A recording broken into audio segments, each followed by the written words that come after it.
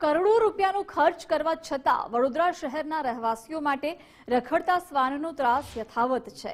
Municipal corporation દ્વારા શ્વાનના ખસીકરણ અને રસીકરણ માટે કરોડો રૂપિયા ખર્ચવામાં આવે છે, પરંતુ તેના પરિણામો સવાલ ઉભા કરી રહ્યા છે। છેલ્લા એક વર્ષમાં 7200થી વધુ લોકોને શ્વાન કરડ્યાની ફરિયાદ કોર્પોરેશનને મળી છે। પાલિકા દ્વારા દર વર્ષે 70 લાખનો ખર્ચ શ્વાનના ખસીકરણ અને એન્ટી રેબીઝ વેક્સિનેશન યોજના પાછળ કરવામાં આવે છે।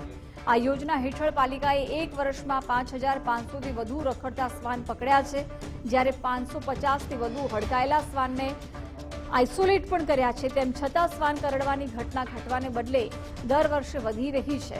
ગત 10 વર્ષોના આંકડા જોઈએ તો 2016-17થી 2025-26 જુલાઈ સુધીમાં 44000થી વધુ શ્વાનનું ખસીકરણ કરવામાં આવ્યું છે, જેના પર કુલ 7 કરોડથી વધુનો ખર્ચ થયો છે। આટલા મોટા ખર્ચ છતાં શ્વાનની સંખ્યામાં કોઈ નોંધપાત્ર ઘટાડો જોવા મળ્યો નથી।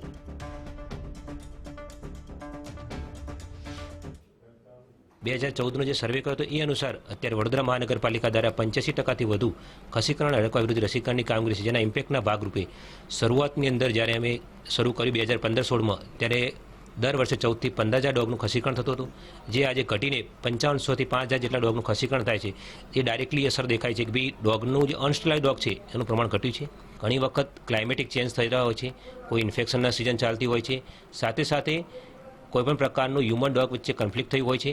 ડોગ પોતાના સેલ્ફ ડિફેન્સ માટે અથવા સોસાયટીના ડિફેન્સ માટે કે જાહેર માર્ગ ઉપર જ્યારે તેમને કોઈ અજાણી ઇસમ દેખાય કે એના કલરને અનુરૂપ જાય કે રેડ અને બ્લેક કલર હોય છે, જનરલી તેઓ એટ્રેક્ટિવ મોડમાં આવે સિક્યુરિટી પોઈન્ટ ઓફ વ્યૂ, એવા કિસ્સાઓમાં તેઓ હ્યુમન ઉપર એટેક કરવાનો પ્રશ્ન કરે છે। ખસીકરણ પાછળ વર્ષે 1 કરોડ રૂપિયાનો ખર્ચો થાય છે, તો ખસીકરણ થતું હોય તો કૂતરાની સંખ્યામાં વધારો કેમ થતો રહે છે?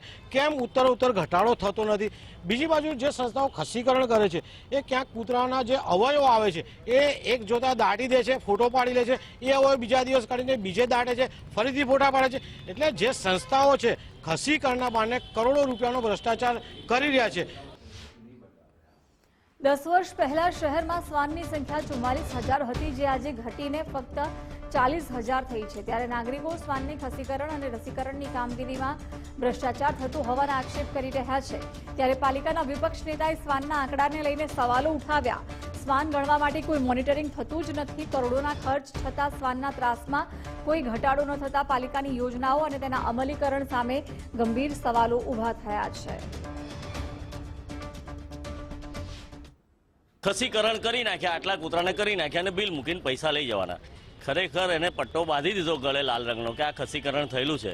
એનું ખસીકરણ થયેલું છે કે નહીં એ ચેક કરવા કોણ જશે એ મોટો સવાલ છે, કેમ કે એને બાય મેડિકલ વે એને ચેક કરવું પડે કે ખરેખર ખસીકરણ થયું છે। એનું ચેકલિસ્ટ જ નથી એમની પાસે। એટલે ખસીકરણના નામે ખરેખર બહુ મોટો ભ્રષ્ટાચાર થાય છે ને વડોદરામાં રોજે રોજ ડોગ લવર્સ રસ્તા ઉપર સ્ટ્રીટ પર નાખીને ખાવાનું નાખીને એ કરીને મદદ કરીને એનું બ્રીડિંગ વધારી રહ્યા છે અને કૂતરા ખૂબ વધી રહ્યા છે ને ખસીકરણ છે નહીં। ખસીકરણના નામે મીંડું છે કે ભ્રષ્ટાચાર છે, એને લઈને કૂતરા વધી ગયા છે ને આ વર્ષે કૂતરા ઘટી જશે, પણ જે 40000ની સંખ્યા પહેલાં હતી એ જ આજે છે।